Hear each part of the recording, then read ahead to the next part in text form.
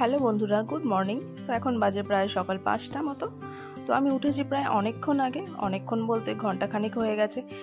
তো ঘুম ভেঙে গেছে সেই 3:30 থেকে। কোথাও যাওয়ার থাকলে অথবা বাড়িতে কোনো কাজ থাকলে আমার ঠিকঠাক করে ঘুম আসে না রাতে। তো ঘুমালেও সকাল সকাল অনেক উঠে পড়তে হয়, ঘুম ভেঙে যায়। অ্যালার্ম দিয়ে রাখি, অ্যালার্ম বাজার আগেই আমার ঘুম ভেঙে যায়। আর এই যে দেখুন, এও আজকে আমার সঙ্গে উঠে পড়েছে 4টের সময়। তো এই যে উঠে বাণীর সাথে খেলা করছে। আর এখানে আমি ভয়েস দিচ্ছিলাম, কিন্তু পরে যখন এডিট করতে যাই তখন দেখছি আমার ভয়েসটা এত গলা ধরা ধরা লাগছে আর এত আস্তে শোনা যাচ্ছে যে আপনারা কিছু শুনতেই পাবেন না। অযথা পরে আমাকে আবার ভয়েস দিতে হলো।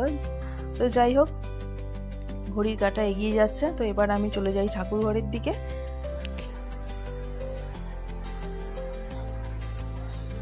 তো বন্ধুরা, আমি এদিকে ফুলের মালা সব কিছু সাজানো গোছানো শুরু করে দিয়েছি। আর সব সুন্দর করে সাজানো হয়ে যাক, তারপর আপনাদের সাথে শেয়ার করছি কেমন লাগছে দেখতে। গত কৃপা যশরে পুণ্ডরিকাক্ষং অভ্যন্তরে শুচি নমশুচি নমশুচি নমশুচি সোম যোম সন্ধ্যা ভূতা হবনাং দিব্য ভূষণাং হরানাং ঐহিং সন্তর্পায় নমো নমঃ। তো বন্ধুরা, ঠাকুর ঘরের কাজকর্ম শেষ হতে না হতেই ব্রাহ্মণও চলে এসেছিলেন। উনি এসেছিলেন 7টার দিকে, উনি আসবেন বলেছিলেন 6টায়। তো যাই হোক, ফল টল সব কিছু কাটাকোটা রেডি ছিল, শুধুমাত্র সিন্নিটা গোলা বাকি ছিল। তো উনি বললেন সিন্নিটা গুলে দিয়ে তুমি রেডি হয়ে আসো।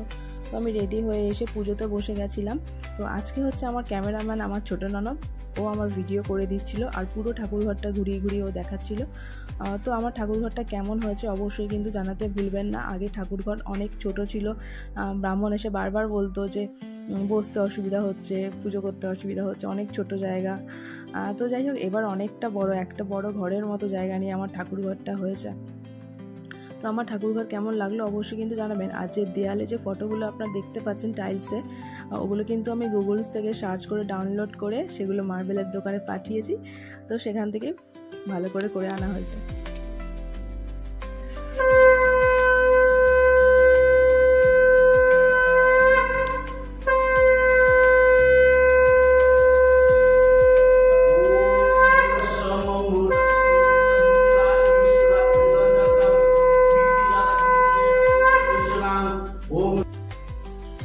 তো দেখুন বন্ধুরা, এদিকে পুজো প্রায় শেষের দিকে। পুজো হয়ে গেছে, আমাদের অঞ্জলি হয়ে গেছে, এখন বাকি আছে হোম। তো পুজো প্রায় শেষের দিকে হতে চললো, কিন্তু এখনও আমার হুলোটা ওপরে এলো না। সেই কত সকালবেলা উঠেছে আমার সাথে, আর মনে হয় বসে থাকতে পারেনি, ঘুমিয়েই পড়েছে। না হলে 10 বার উপরে চলে আসতো ওর খরগোশটাকে সঙ্গে করে নিয়ে। আর ওর বাবাও মনে হয় দোকানে চলে গেছে। তো যাক, ঘুমাক, না হলে পরে যে খুব জ্বালাতন করবে। তো দেখুন, এদিকে আরতি করছে ব্রাহ্মণ, আর বাবাও নিচে আছে। যেহেতু ঘরে একা আছে, সেই জন্য দরজা খুলে বাবাও উপরে আসতে পারছে না।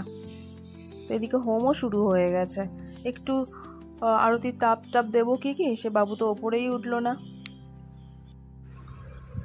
তো বন্ধুরা, হোম প্রায় আমাদের শেষের দিকে হয়ে এসছে। আর কত সুন্দরভাবে আজকে হোমটা হলো। তো রাধা মাধব যেন সকলকে ভালো রাখে, সুস্থ রাখে, সবাই যেন ভালো থাকে, চারপাশে যা হচ্ছে। তো বন্ধুরা, বাড়িতে পুজো হয়ে যাওয়ার পর আমি চলে গেছিলাম দোকানে। আর মাকে বলে এসেছিলাম যে একটু ঠাকুর মশাইকে লাল চা বিস্কুট দিতে, কারণ কি আমি সঙ্গে সঙ্গে চলে আসলাম, কারণ আমার তো গোছাতে হবে, সেই সময়টা লাগবে। তো উনি চাটা খেয়ে 8 ঘন্টা মতো পর এসেছিলেন। তো তারপর আমাদের পুজো শুরু হয়ে গেছিল দোকানে। আর এই যে দেখুন, এই পুচকুটাকে, এর নাম হচ্ছে পিকু। এ হচ্ছে আপনাদের দাদার ভাইপো। ও যা খাবে, যা কিছু করবে, ওর কাকাকে দিয়ে খাবে, ও কাকাকে খুব ভালোবাসে। তো এদিকে দাদা পুজো করতে বসে গেছে, অঞ্জলি দিচ্ছে। তো ঠাকুর মশাই বললো যে তুমিও সঙ্গে অঞ্জলি দিয়ে দাও। আর এই দেখুন, ঘুম থেকে উঠে এখন 11:30 বাজে, এখন এসছে দোকানে। সব পুজো টুজো শেষ, এখন এসছে। তো বন্ধুরা, দোকানে পুজো শেষ হয়ে গেছে, অনেকক্ষণ হয়েছে। তোজোর পিপি বাড়ি চলে গেছে। আর আমি সবাইকে প্রসাদ তুলে দিচ্ছি, আর দাদা গিয়ে দিয়ে আসছে আশেপাশের দোকানগুলিতে, ও যাদের সামনাসামনি বাড়ি আছে তাদেরকে। তো বন্ধুরা, আমার ভিডিওটা কেমন লাগলো অবশ্যই কিন্তু জানাতে ভুলবেন না। আর ভালো লাগলে লাইক কমেন্ট শেয়ার অবশ্যই করবেন। তো আমি এখন এই যে সব গোছানো করে নিয়ে এবার বাড়ির দিকে যাই।